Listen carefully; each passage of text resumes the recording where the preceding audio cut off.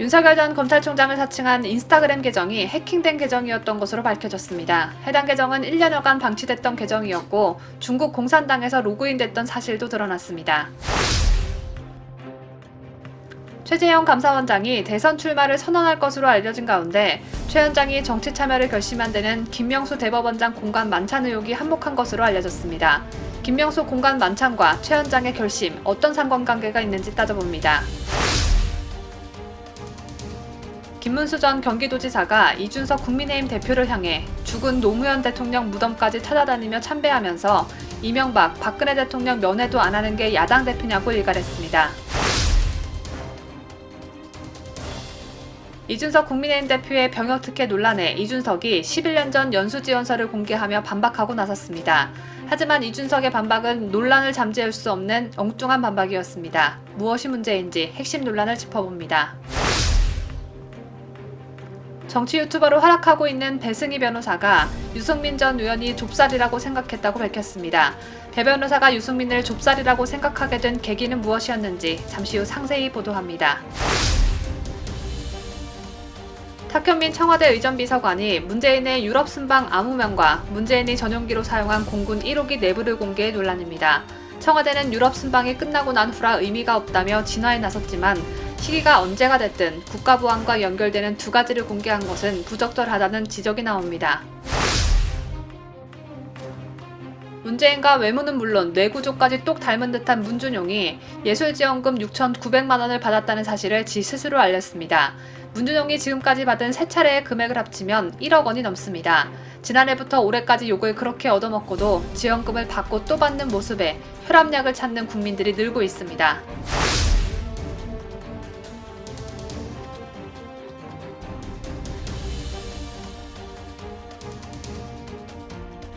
시청자 여러분 편안한 주말 보내셨습니까? 새롭게 시작하는 한 주 월요일에 보내드리는 뉴스 데일리 베스트 시작합니다. 대선 출마 선언을 앞두고 있는 윤석열 전 검찰총장은 대선 캠프 둥지를 광화문에 준비 중에 있습니다. 지금 제 옆에 있는 사진이 윤석열 전 총장의 대선 캠프가 들어설 것으로 보이는 광화문 사무실의 공사 모습인데요. 농구 코트 1.3배 정도 크기로 80명이 넘는 인력이 일할 수 있는 공간입니다. 본격적인 대선 행보를 앞두고 대변인 임명과 함께 여러 가지 준비가 한창이라고 볼 수 있는데요. 그런데 윤 전 총장이 본격적으로 정치권에 등판하기도 전에 암초를 만났습니다. 오늘은 먼저 이와 관련한 소식 집중적으로 보도합니다. 윤 전 총장 앞에 놓인 암초는 크게 4가지로 요약할 수가 있습니다. 첫째, 대변인이 임명 열흘 만에 사퇴했습니다. 둘째, 여권에서 거론되기 시작한 이른바 윤석열 X파일을 두고 이를 방어해줘야 할 야권에서도 비판의 목소리가 나오고 있습니다. 셋째, 윤석열 대안으로 거론되어 최재형 감사원장의 정치 참여 선언이 임박했습니다. 넷째, 박근혜 대통령의 석방이 8월 15일 광복절에 단행될 수도 있다는 보도가 있었습니다. 지금까지 말씀드린 윤석열의 악재는 모두 지난 주말 새 급격히 퍼진 것들인데요. 하나하나 따져보도록 하죠. 우선 내부적인 요인인 대변인의 사퇴건입니다. 윤 전 총장 측 이동원 대변인은 어제였던 20일 일신상의 이유로 직을 내려놓는다며 돌연 사퇴 의사를 밝혔습니다. 이 전 대변인은 윤 전 총장이 대권 행보를 위해 영입한 첫 인사로 조선일보 논설위원으로 재직하다 지난 10일 대변인에 내정됐죠. 최근에 전원으로만 언론 보도가 나감으로써 메시지에 혼선이 빚어지자 가장 먼저 대변인부터 임명했었는데 첫 인사가 실패로 돌아간 것입니다. 이동훈 대변인 임명에 이어 두 번째로 임명된 이상록 대변인은 윤 전 총장은 지난 18일 저녁 두 대변인을 만나 앞으로 국민 앞에 더 겸허하게 잘 하자라고 격려했다며 하지만 이 전 대변인은 19일 건강 등의 사유로 더 이상 대변인직을 수행하기 어렵다는 뜻을 밝혔고 윤 전 총장은 아쉬운 마음으로 이를 수용했다라고 밝혔습니다. 하지만 그의 사퇴 배경을 놓고 정말 일신상의 이유냐라는 강한 의혹이 제기되고 있습니다. 유력한 대권 후보의 가장 중요한 대변인직을 맡으면서 주변 정리는 물론 본인이 가지고 있는 조선일보 논설위원직까지 내려놓으면서 큰 포부를 다지고 정말 큰 결심을 했을 텐데 갑자기 건강상의 이유다? 쉽게 납득이 되지 않습니다. 때문에 언론에선 윤 전 총장의 국민의힘 입당 문제를 두고 불거진 메시지 혼선이 결정적인 영향을 미쳤을 것이라는 해석이 나오고 있는데요. 앞서 이 전 대변인은 이날 언론 인터뷰에서 야권 빅텐트론을 두고 국민의힘이 중심이 돼야 한다는 것이 윤 전 총장의 견해라고 밝혔습니다. 또한 국민의힘 입당은 당연한 것으로 받아들여도 되는가라는 취지의 질문에 그러셔도 될 것 같다라고 답했었는데요. 그러나 윤 전 총장은 입당 문제는 경거망동하지 않고 태산처럼 신중하게 행동할 것이라는 반박 메시지를 냈죠. 메시지의 혼란을 방지하기 위해 대변인을 임명했지만 오히려 메시지 혼란이 극에 달하는 아이러니한 상황이 연출된 것입니다.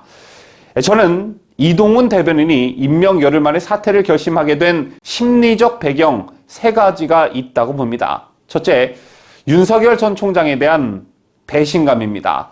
자신이 언론에 대대적으로 공개했던 사실상의 국민의힘 입당서를 윤 총장이 직접 나서 뒤집었습니다.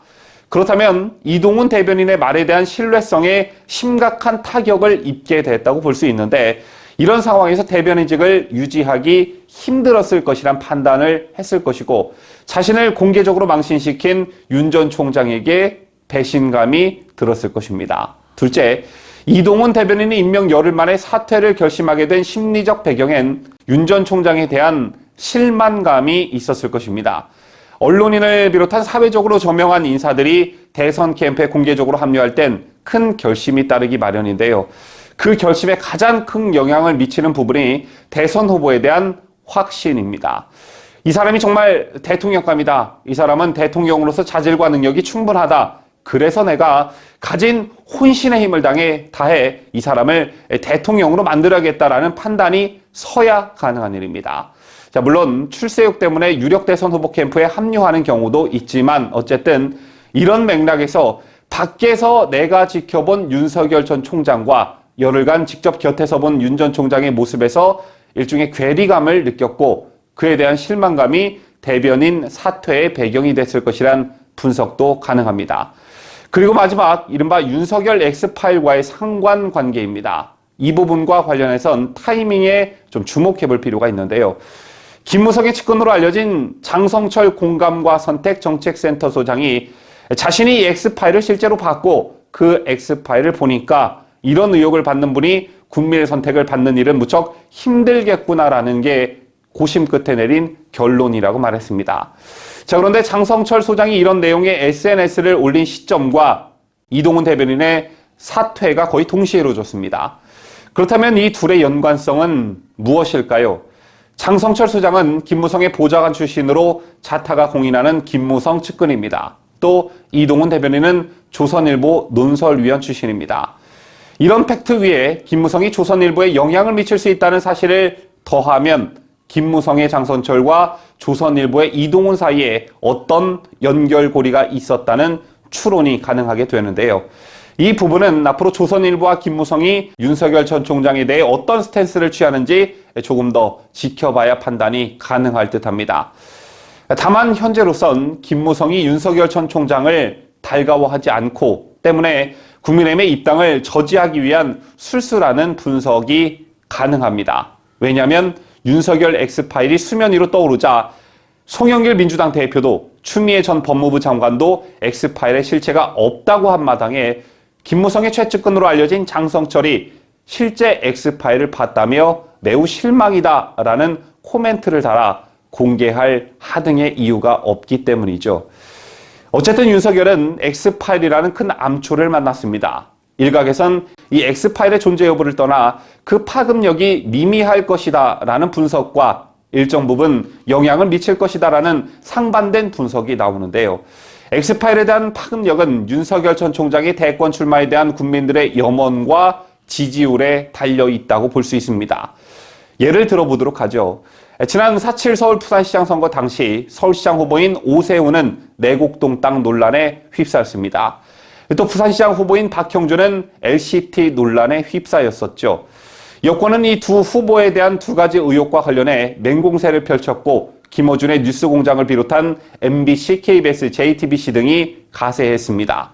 하지만 조중동이 방어에 나서며 균형을 맞췄고 무엇보다 박원순, 오거돈 두 전직 시장의 실정으로 치러지게 된 선거라는 점, 정부 여당에 대한 실망감으로 이번엔 꼭 야권 후보가 당선돼야 한다는 높은 국민적 영혼이 더해지며 승리를 할 수가 있었습니다.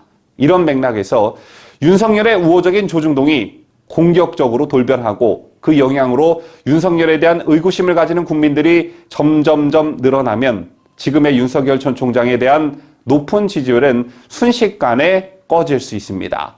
바로 그 매개체가 윤석열 엑스파일이라는 관점에서 관심을 가질 수밖에 없는데요. 그렇다면 윤석열 엑스파일의 실체는 과연 무엇일까요? 강추천 기자가 보도합니다. 이른바 윤석열 엑스파일은 한나라당 국회의원을 지낸 신지호 전 의원이 언론에 기고한 칼럼에서 처음 제기됐습니다.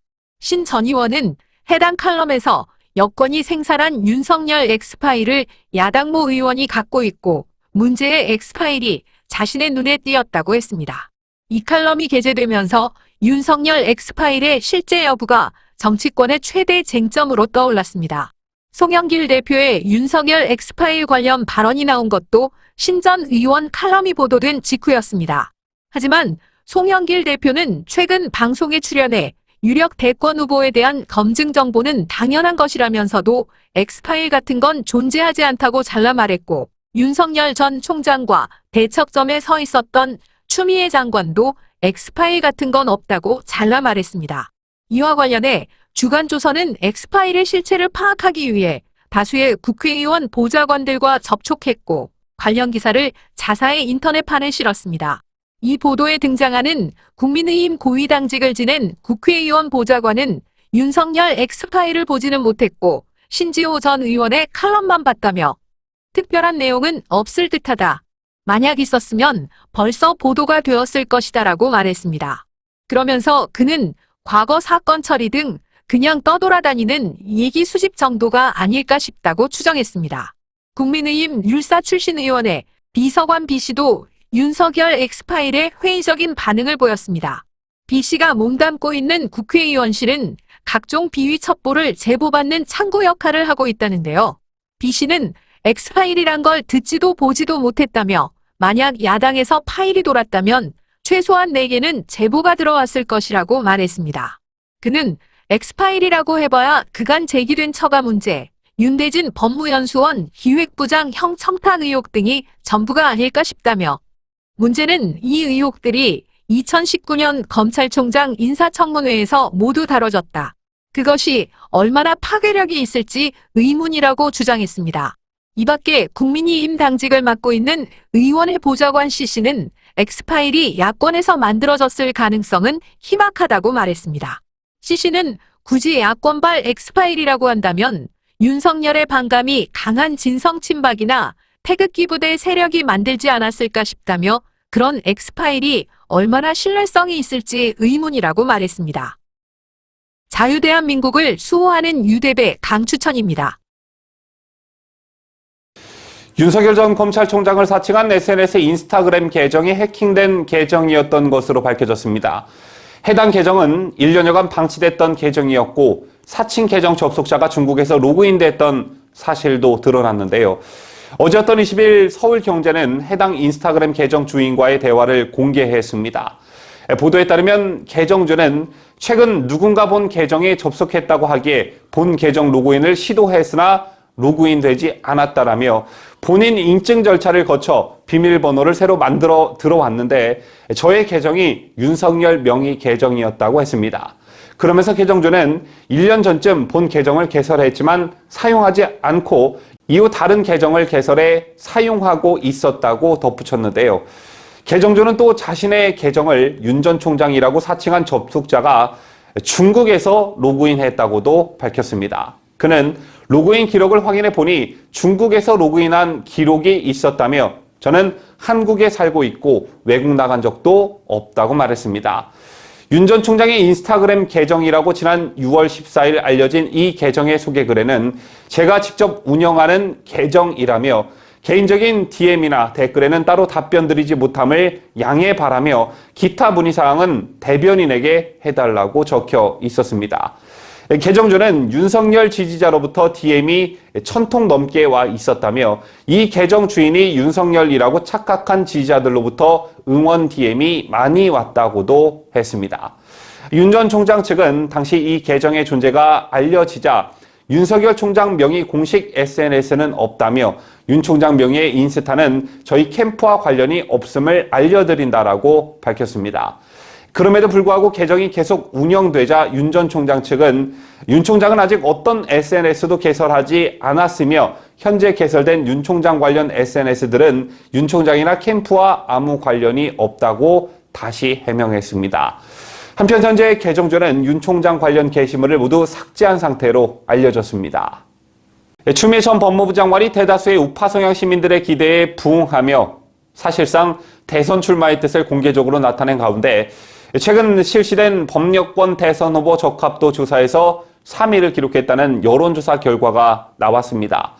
어제였던 지난 20일 머니투데이 더 300과 미래한국연구소가 여론조사 업체 PNR 리서치에 의뢰해 19일 전국 성인 남녀 1,003명을 대상으로 조사한 결과에 따르면 법여권 인물들 중 누가 대통령 후보로 선출되는 것이 가장 적합하다고 생각하는가라는 질문에 응답자의 33.3%가 이재명 지사를 꼽았습니다.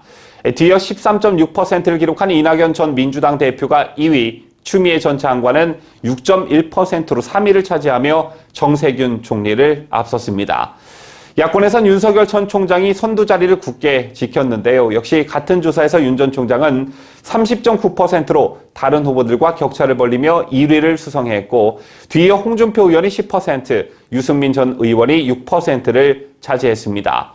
무엇보다 이번 여론조사에 눈에 띄는 건 최재형 감사원장이었는데요. 아직 출마 선언을 하지 않은 최 원장은 5.7%를 얻으며 안철수 대표를 앞섰습니다. 지난 18일 법제사법위원회 전체회의에 출석한 최재형 감사원장의 입에 지대한 관심이 모아졌었죠. 꾸준히 대선 출마설이 도는 상황에서 공개석상에 처음으로 모습을 드러냈기 때문이었습니다.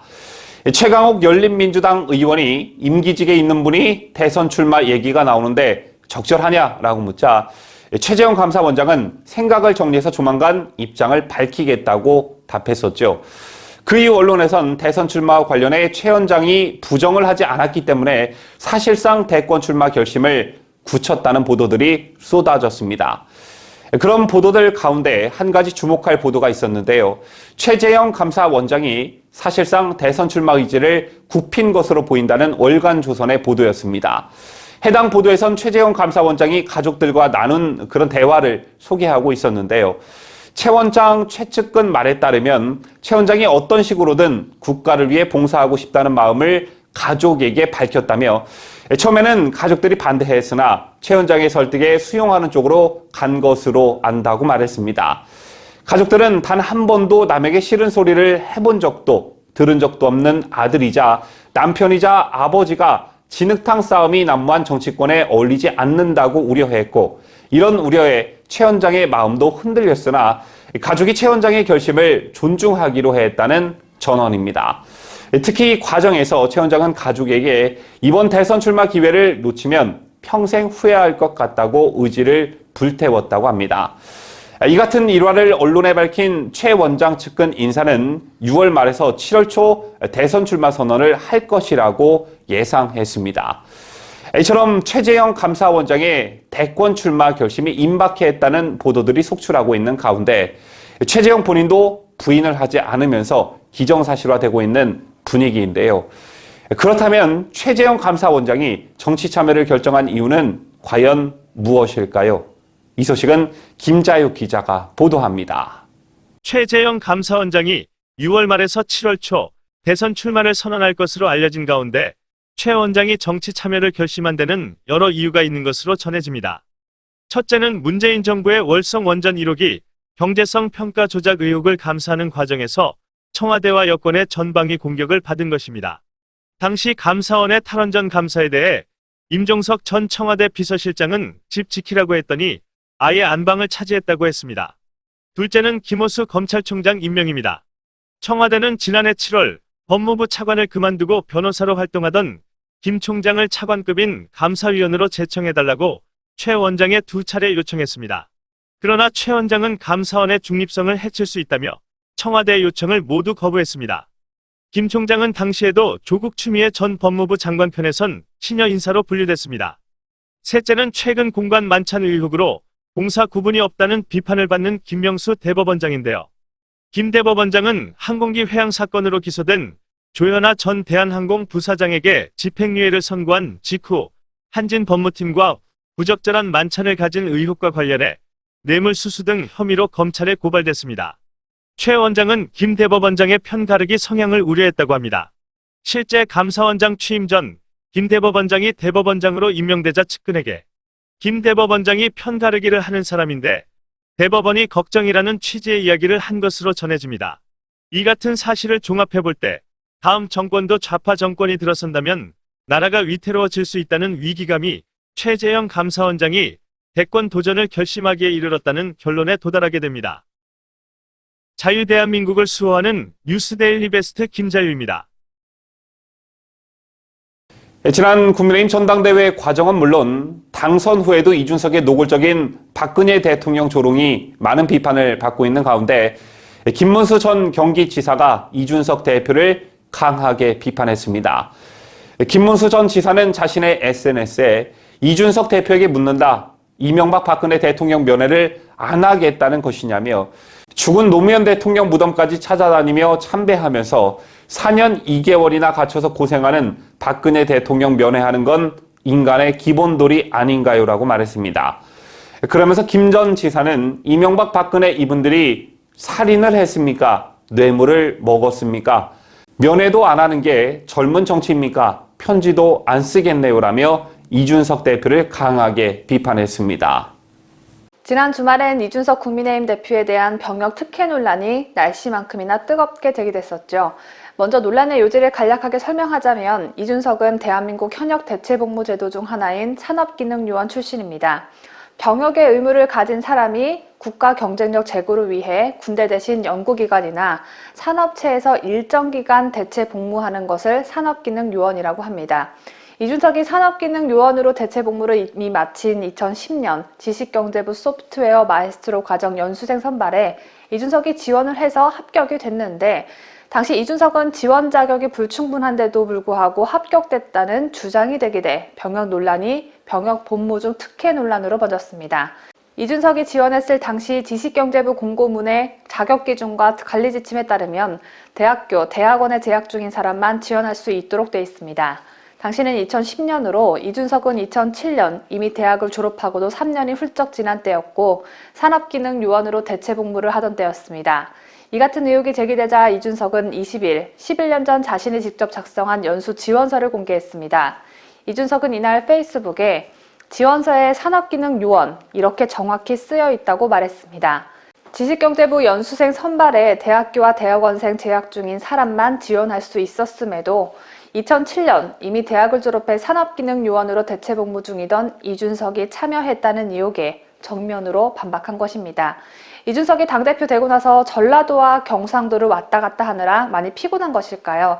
이준석은 산업기능요원이라는 사실을 지원서에 적시했기 때문에 위법이나 특혜가 아니라는 주장을 펼치고 있지만 논란의 요지는 당시 이준석이 대학생 혹은 대학원생 신분이었냐 아니냐라는 것이죠. 만약 이준석이 정부의 연수생 선발 과정에서 허위 지원을 해 합격이 된 거라면 조국 자녀들과 같은 특혜 문제와 별반 다를 게 없어 보이는 만큼 사안의 중대성이 중차대한 문제를 번지는 건 시간 문제로 보여집니다. 만약 이 논란이 커지지 않고 조용히 사그라든다면 이준석 편에 서 있는 언론들을 다시 한번 의심할 수밖에 없을 것입니다. 때문에 이준석은 당시 대학생도 대학원생도 아니었음에도 불구하고 어떻게 합격을 할 수 있었던 건지 다시 한번 명쾌한 설명을 해야 할 필요가 있어 보입니다. 한편 이 소식을 접한 누리꾼들은 황교안부터 이준석까지 다들 현역 복무를 하지 않았는데 이러고도 안보를 최우선시한다는 보수를 자처할 수 있나? 이준석이 머리가 좋아서 대체복무를 했다고는 하지만 대체복무라는 국가제도의 특혜를 이미 누리고도 그 와중에 또 편법으로 특혜를 누린 것이라면 이준석을 지지하는 청년들이 가장 먼저 들고 일어나야 하는 일이다 등의 반응을 보였습니다. 배승희 변호사 유튜브 채널을 운영하고 있는 배승희 변호사가 유승민을 겨냥해 좁쌀이라고 생각한 이유라는 제목으로 방송을 진행해 화제입니다. 유승민으로부터 명예훼손 혐의로 고소를 당했다가 승소한 배승희 변호사는 승소한 판결문 내용을 공개하며 당시 유승민과 법정 싸움을 했던 상황을 전했습니다. 배 변호사는 2015년 TV조선 이봉교, 황유선의 정치 옥타곤에 출연해 조이팔 사건과 관련해서 이 사건이 대구에서 일어났는데 대구에서 제보걸로 누가 들어오냐 하면 유승민 의원이 들어옵니다 라고 유승민 전 의원을 언급했는데 당시는 나이도 어렸고 방송 생활을 오래 하지 않아 정제되지 않은 표현들이 나갈 수 있었던 시절이었다. 그래서 유승민 전 의원에게 개인적으로 사과를 했으나 유승민 전 의원은 사과를 받기는커녕 형사고소와 민사상 손해배상 청구를 했다고 설명했습니다. 그 당시 최희준 TV조선 본부장이 저에게 직접 전화를 걸어와서 유승민 전 의원 쪽에서 항의가 있었기 때문에 당분간 방송 출연은 좀 어렵지 않겠느냐라고 해서 제가 그 당시에 그 방송도 나가지 못했습니다. 제가 형사 고소까지는 이해를 했었는데 민사 소송까지 제기했다는 걸 두고 이분 좀 심하지 않는가 이런 생각을 했었습니다. 왜냐하면 당시에 이 사건과 관련돼서 또 다른 한 사람 이분은 저한테 이렇게 전화를 해서 이야기를 해줬습니다. 배 변호사 아직 어리고 또 정치권에 잘 몰라서 그러는 모양인데 누군가의 공작에 의해서 휘둘리면 안 되는 거야. 다시는 이런 일을 하지 않길 바래 라면서 상당히 조용히 마무리를 해줬습니다. 반면에 유승민 전 의원은 저를 상대로 끝까지 2년간이나 이 소송을 진행했었는데요. 배 변호사는 성소 중에도 당시 판사가 마무리 좀 하면 안 되겠나 조정으로 화해를 하자고 했지만 유승민은 끝까지 판결문을 받아내겠다고 했다고 전했습니다. 배 변호사가 공개한 판결문에서 재판부는 배 변호사가 대구 지역에서 사업을 하려면 분명히 대구의 국회의원이라든지 그 TK에 분명히 국회의원들도 관련이 없지 않을 것이다 라고 하여 조이팔과 관련이 있는 국회의원으로 유승민을 특정하여 지목하였다고 보기는 어려운 점과 배 변호사의 이 사건 발언 후 또 다른 패널인 신지호가 배 변호사가 상상력이 풍부하신 것 같다며 피고의 상상 내지 추측을 말한 것으로 이해한 점, 또 진행자인 이봉교가 조이팔 사건 지금부터 확실히 좀 밝혀주기 바랍니다 라고 하면서 해당 토론을 마무리한 점 등을 종합하여 배 변호사는 조이팔에 대한 수사 촉구를 위하여 상상 내지 추측을 통한 의견 표명한 것으로 봄이 상당하다며 사건을 기각했습니다. 배 변호사는 최근 유승민 전 의원이 경제 대통령이 되겠다고 발언하는 걸 보면서 조이팔 사건 당시에 경제적으로 피해를 입은 분들에 대해서는 무슨 말을 했는가라는 의구심을 갖고 있다며 그분들에 대해서 보듬어주는 그런 경제 대통령이 되면 어떨까 하는 생각을 한다고 비꼬았습니다. 그러면서 유승민 전 의원이 지금 대통령이 되겠다 하고 나오면서 중도를 어우른다. 포용을 한다 이런 얘기를 하는 걸 보면 참 웃기지도 않다 이런 생각을 하고 있다고 말했습니다. 배승희 변호사는 좁쌀 같은 유승민이 방송사에 항의를 하는 바람에 몇 년간 방송 출연을 강제로 쉬어야 했습니다. 사실상 잘못 말한 것도 없는 배 변호사가 개인적으로 사과까지 했는데 사과를 받아주기는커녕 이기지도 못할 소송을 끝까지 밀어붙인 유승민의 모습은 어딘가 모르게 문재인과 참 많이 닮은 것 같다는 생각이 듭니다.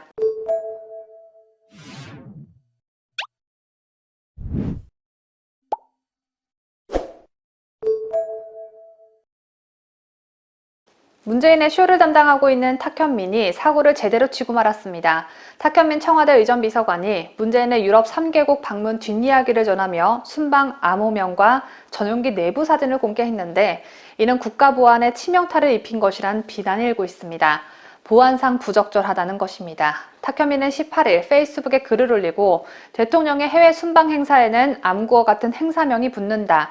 이번 G7, 오스트리아, 스페인 방문의 행사명은 콘서트였다고 이례적으로 공개했습니다.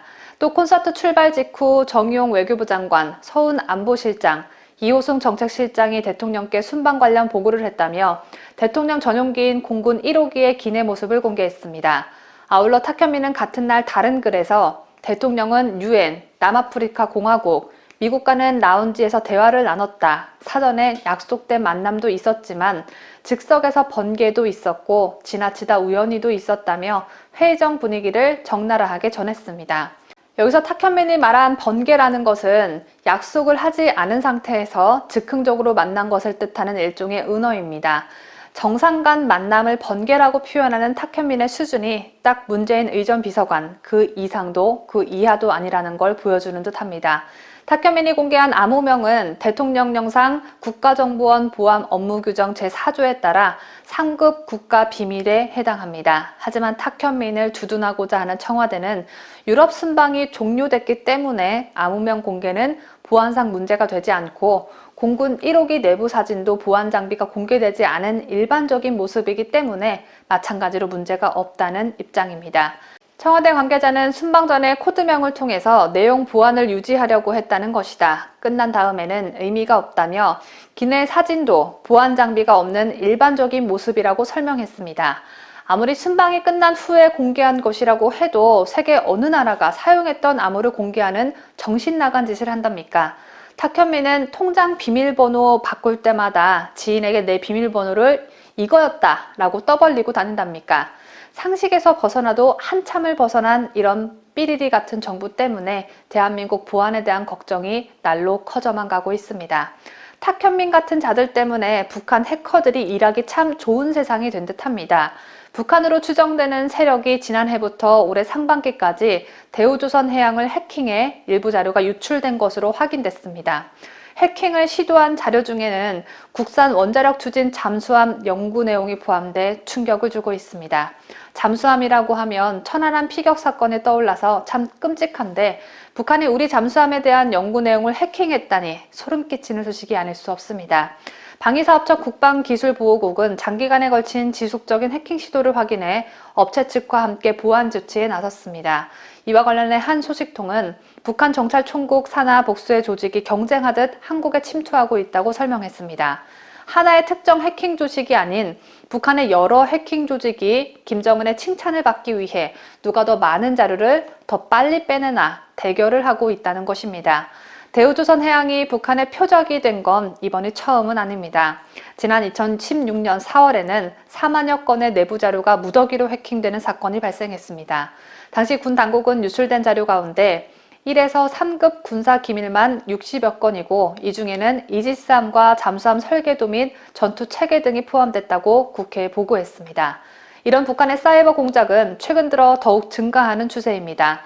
문종현 이스트 시큐리티 보안대응센터장은 북한은 지난해부터 외교안보를 포함해 전방위 해킹 공세를 벌이고 있다며 사후 약방문식 땜질 처방만 하다가는 치명적인 공격에 노출될 수 있다고 경고했습니다.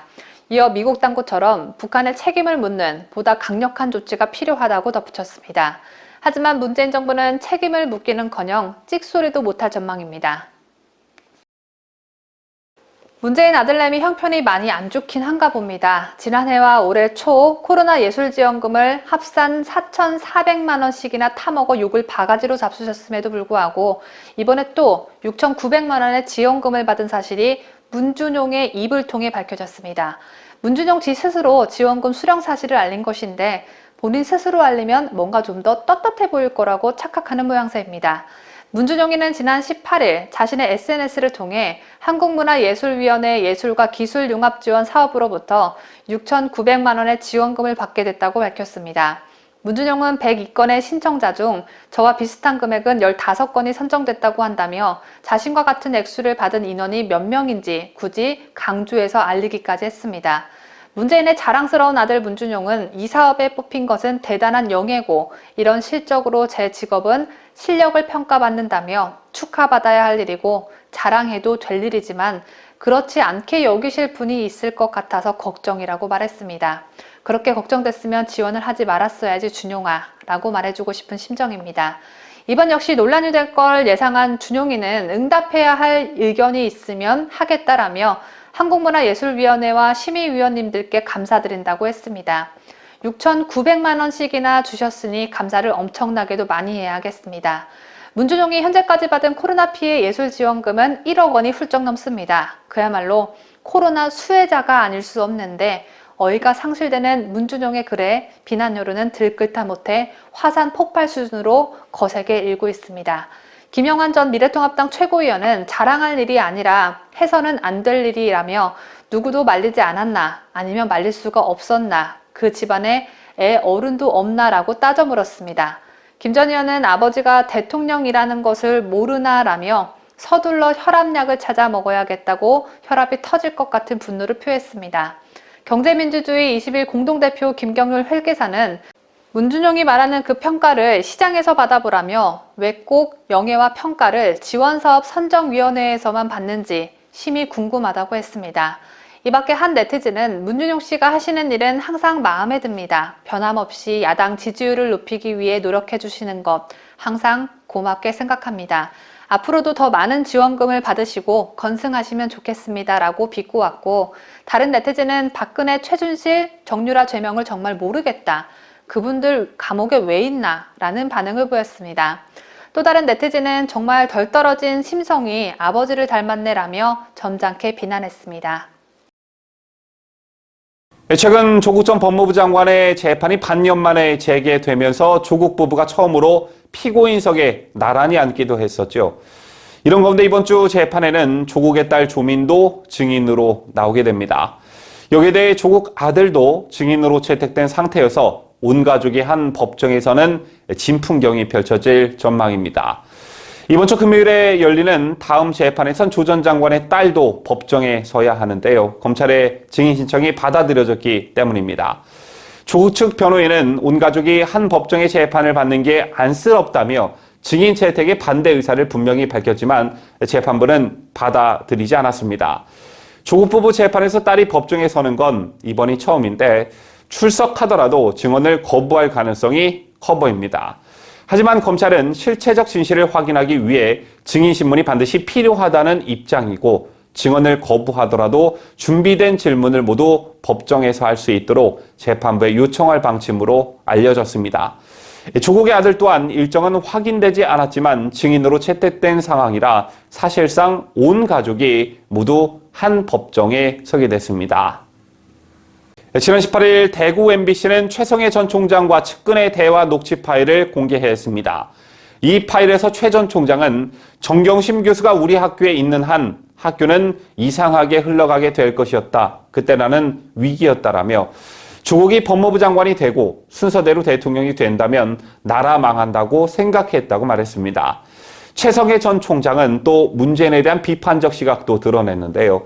최 전 총장은 국민 생각 안 하고 중국을 더 생각하고 북한 국민을 더 생각하는 대통령이 어디 있냐며, 통일은 전쟁에서 이긴 사람이 집어먹는 게 진정한 통일이지, 이런 식으로 통일하면 북한 쪽이 원하는 좌파, 적화 통일이 된다고 비판했습니다. 그러자 조국이 반격에 나섰습니다. 조국은 다음날 자신의 페이스북에 최 전 총장의 발언을 올린 뒤에 저런 과대망상, 잘못된 인식이 자신과 부인 정 교수 등 가족을 가시밭길로 몰아넣었다고 생각하니 기가 막힌다는 반응을 보였는데요. 그러자 네티즌들이 또 반격에 나섰습니다. 이런 조국의 반응이 더 어이없다는 반응들이 줄을 이었는데요. 한 네티즌은 조국이 법무부 장관을 했던 사실만으로도 이미 역사의 수치라며 나라를 이렇게 만든 조 전 장관과 가족들, 비리투성이 문재인 정권은 강한 처벌을 받아야 한다는 비판 댓글을 관련 기사에 남겼습니다.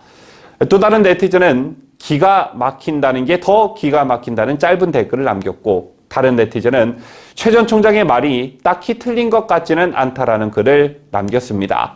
이외에도 최 전 총장이 100% 맞는 말을 했다, 귀를 왜 의심하느냐, 이것도 좌표찍기 아닌가 등 최 전 총장의 견해를 지지한다는 댓글이 이어졌습니다.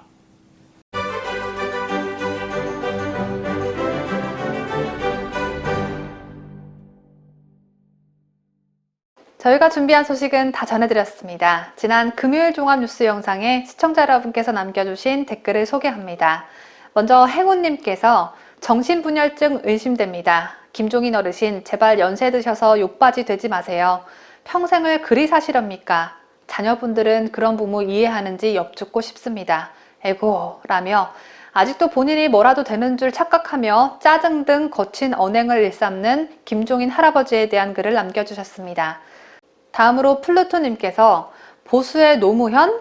뜨거운 아이스 아메리카노냐? 라며 보수의 노무현이 되겠다는 하태경 국민의힘 의원을 비판해 주셨습니다. 오늘 소개해드린 행운님과 플루토님 외에도 댓글 남겨주신 모든 분들께 감사하다는 말씀 드립니다. 활기찬 한 주의 시작이 되시길 바라면서 오늘 뉴스 마치도록 하겠습니다. 끝까지 함께 해주신 여러분 대단히 고맙습니다. 뉴스데일리 베스트는 구독자 여러분의 소중한 구독료를 운영합니다. 여러분의 자발적 구독료 참여를 기다립니다.